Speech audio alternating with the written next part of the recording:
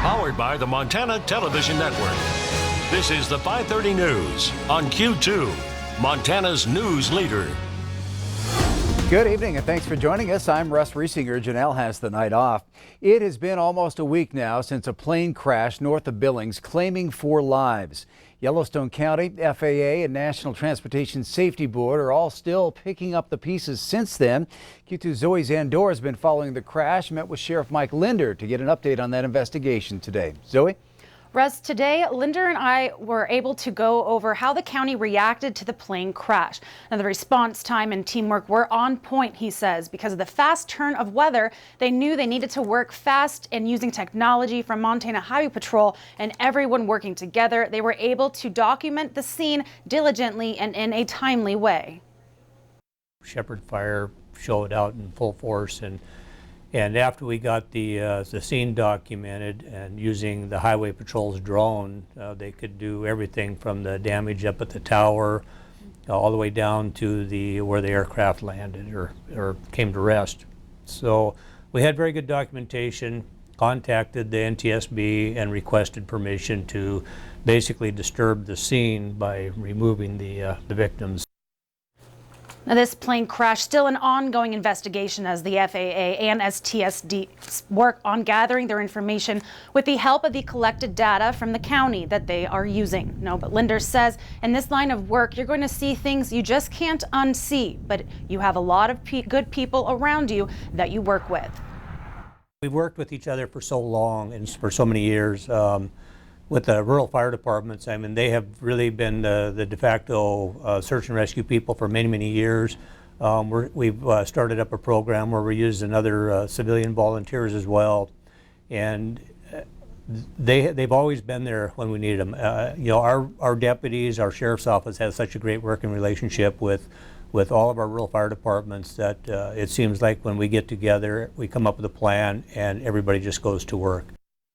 Now, today I spoke with the Yellowstone County coroner who told me the results of the autopsy, which was blunt force trauma for all 4 Billings men who died in the crash. We are still waiting for toxicology and other results from the FAA and NTSB. Again, we will continue to follow this story and update you with any information. Russ?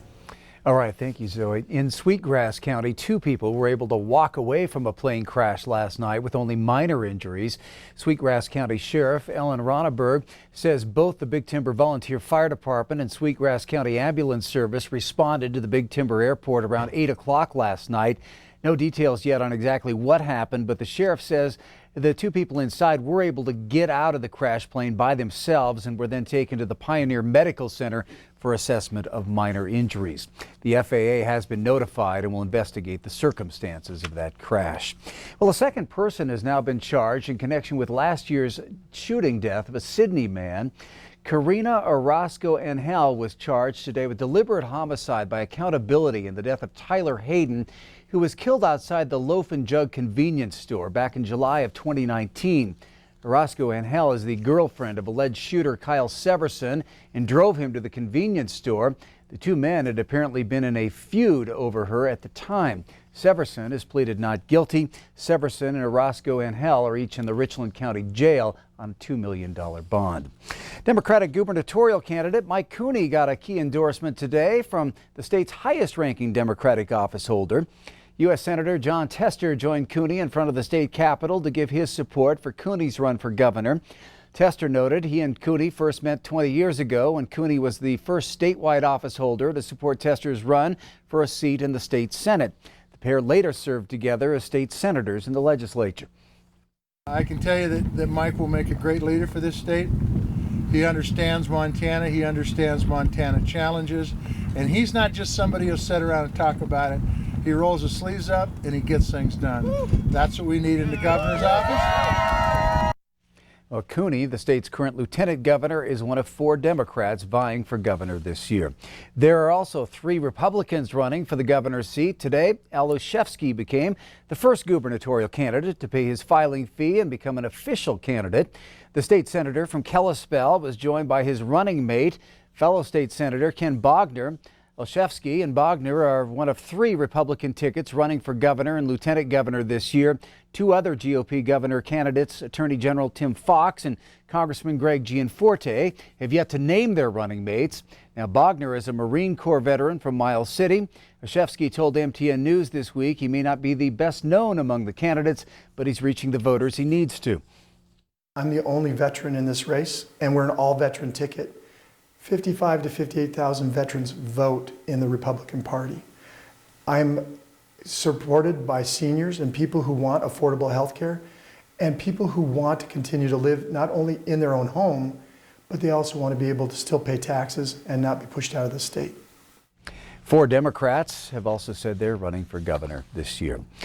Well, after a 2-year vacancy, Metro Park has a new assistant general manager, one who is familiar to the music scene here in Billings. Tim Goodrich, the founder and promoter of the Magic City Blues Festival, is the new second in command at Metro. He fills the spot that has not been filled since Sue DeVries retired in 2017. Goodrich also has been director at the East Billings Urban Renewal District. General Manager Bill Dutcher says Goodrich is a good fit for Metro Park. Dutcher says the county commission wanted to have assistants in each department. We have a great management team, but we have not had that assistant manager that the county wants in all their departments. So that fits the mission with what they were requiring and hasn't been for a few years. Looking forward to it. Tim's excited and the staff's excited, the board, everybody, and it should be a lot of fun. He'll enjoy it, we'll enjoy it, and it'll be a good addition to our staff. Goodrich's hiring is not related to Bill Dutcher's retirement that he announced late last year. Goodrich will start his new job on January 27th. Maybe winter outside, but some folks are already getting a head start thinking about those summer adventures. The Great Rocky Sports Show draws outfitters from all around the world to the Metro Park Expo Center. Previous years, that sports show has been in other cities, but this year Billings is the only location. Outdoor enthusiasts from around Montana and Wyoming come to find a possible vacation for later in the year. People from Montana and Wyoming, they kind of grew up with this outdoor heritage. You know, we all like to go hunting and fishing and camping. Here at the show, people can come down and take their kids and kind of get ready for their family adventures, you know, be it camping or traveling or whatever. The 3-day Great Rocky Sports Show runs until 8 o'clock tonight. It's open from 10 a.m. until 6 p.m. tomorrow and Sunday from 10 a.m. until 4 p.m. Well, 2 of the Magic City's most anticipated events are joining forces this year for a summer celebration all about the arts. Symphony in the Park and Summer Fair will set up shop at Pioneer Park June 26th through the 28th. The event marks the beginning of a new collaboration between the Billings Symphony and the Yellowstone Art Museum. Q2's Ed McIntosh spoke to event organizers today who say they can't wait for summer. Huge event coming up, Brian. Talk about exactly what people are going to expect this summer. Sure, we're very excited to announce the merger of Symphony in the Park and Summer Fair this coming year in Pioneer Park. It just made sense to do this wonderful collaboration because these 2 events have been going on for many, many years in our community, and we're really excited about working together. And Brian and Ignacio will be on Montana This Morning Monday to talk more about that event and some of the upcoming projects for the Billings Symphony and the Yellowstone Art Museum. All right, still to come on tonight's 5:30 news. We're going to tell you about Seniors for Seniors. It's a new program that pairs seniors with senior animals. And in sports, Scott's going to have more on the Cats and Grizz and their basketball games this coming weekend. And coming up in weather, hey, I tell you what, that was an inch of snow that fell in the Billings area. Now the big question is, are we going to get any more? We might, and we'll have more about that coming up in a few more minutes. You're watching MTN News with Janelle Slade and Russ RIesinger. Storm Tracker weather with Bob McGuire. And sports with Scott Green. This is the 5:30 news on Q2, Montana's news leader.